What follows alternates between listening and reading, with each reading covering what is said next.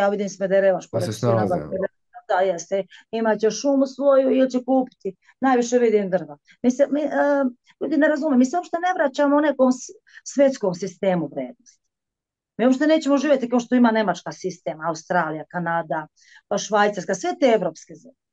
Mi ovdje idemo u 13. vek, idemo nazad, a to ljudi ne shvataju. A ja svaki dan objašnjam ljudima, ja to ne mogu. Znači jednostavno ne mogu. Pa zato što me ljudi ništa ne razumiju. Ja im kažem, mi ćemo se vratiti u 13. vek, mi živimo u 21. veku, a smo mi još uvijek u 13. Oni kažu kako. Pa ovdje se propada, pa jeste. Ali mi ćemo preći na selo da živimo, razumeš, da imamo sve dreva, da kuvamo, da pečemo hleb. Ima ona pesma, znaš, dok si jela sa mnom žutu proju, živjela si kubra gula. To su ljudi pevali.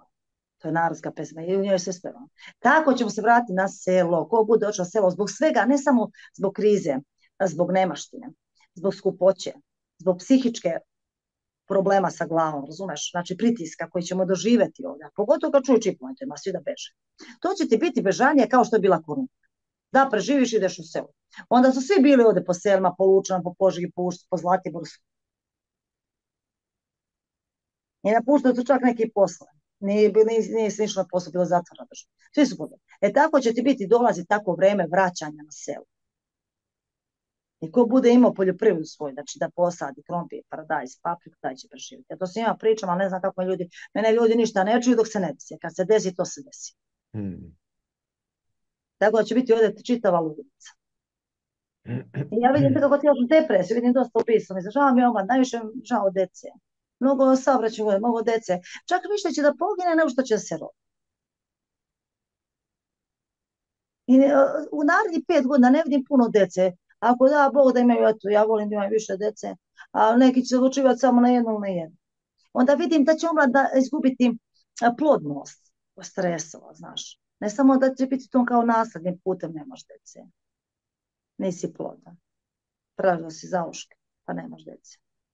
Ima i toga. Nego ljudi će, pojedini neće imati dece, usvajati se dece. Vidiš da će izgubiti plodnost više zbog stresa nego zbog hrane, ali imaju C hrane, ima I zbog puna hrana hrane, i zbog estrogena. stresa, i zbog života. Da, pravo si. I zbog stresa, i zbog hrane, i zbog života, znaš. I onda će ići da usvajaju djecu. Biće puno usvojenih beba. Ali po jedno dete, ne više djece. I iz hraniteljskih porodca svega. I onda će se desiti situacija da idu van telesnu oplodnju. Biće mnogo neplodnih parova. Dosta će se ta van telesna oplodnja doći do izražaja.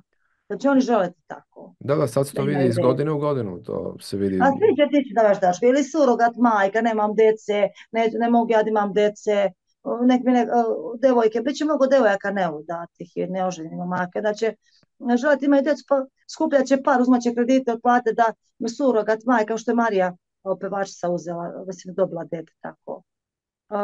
Biće puno, razumeš, neplodnosti, puno beba, van telesnom oplodnjom napravljenih i vidim da će mnogi neće ni želiti da imaju ni brak, ni djecu, ništa.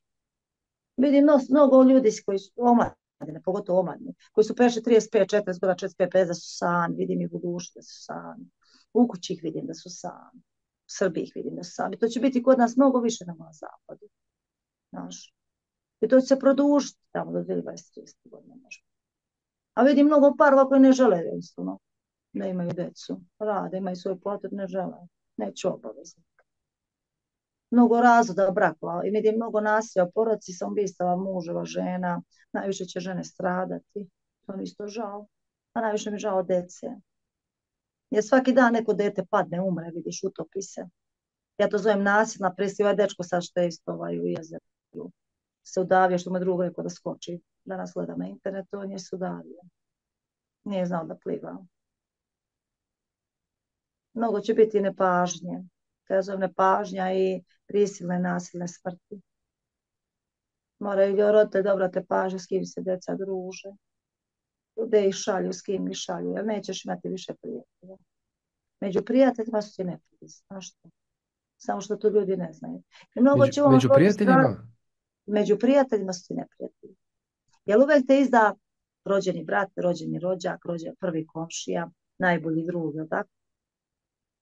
I jednog u Nišu dečka je ubio najbolji drug. Sa nožem, sa 1000 uboda, koliko je bilo. 20-30.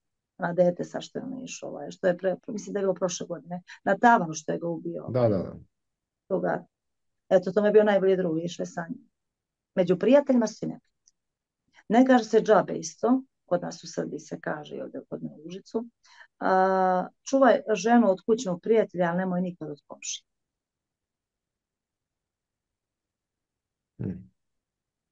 Jer s kim si blizak, kome najviše veruješ, taj te uvijek najviše izda. Čak i rođeni sin ti izda, rođena ćerka ti izda i rođena majka. A to će biti vreme poremećaja ličnosti. I nas nečim u vazduhu prskaju. Kažu prskaju nas avioni što lete. Stalno neki avioni vidimo da lete bele, prah pospaju. Ja mislim da nas svi oni prije. Non stop su ovdje avion. Zašto su oni non stop u zadnji godinu, 2 dana, 3, kako je korona počela. I ljudi će biti mnogo teško psihički. Blago ono ko prihvati istinu kakva jeste i ovaj život kakav jeste, preživjet će oni koji su napaćeni i namučeni bili još pre ovih događaja i dešavanja koji nam slede i u kojima smo sad.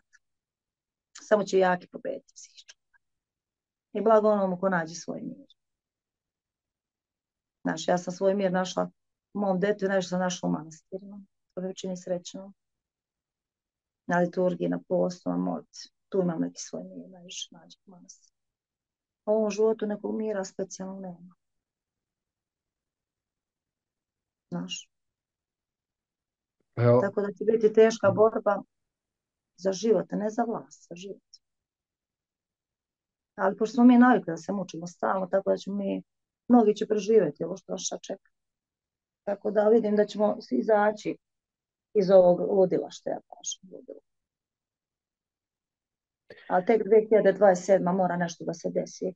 Ja lično verujem u tu 2026. 27. Nešto će se morati desiti u Srbiji, neka promjena. Veća promjena nego što je bila do sada. Biće više promjena, ali ta jedna promjena će dosta pomoći da opstanemo na ovoj zemlji. A kod nas rata neće biti, kao što će biti u Izraelu, u Gazi. Ja ne vidim poplave kao što sad bilo u Bosni, žao mi je ovih kuća i ovih ljudi što su stradali puno. Ne vidim poplave ovdje kod nas takve. Mislim, bit će kiše kod nas i svega, ali mi smo malo brodovit kraj, tako da tamo ne vidim ja sada izbivanje nekih reka kod nas u Srbiji. Bosna će opet imati problema sa rekama i sa zemljotresem.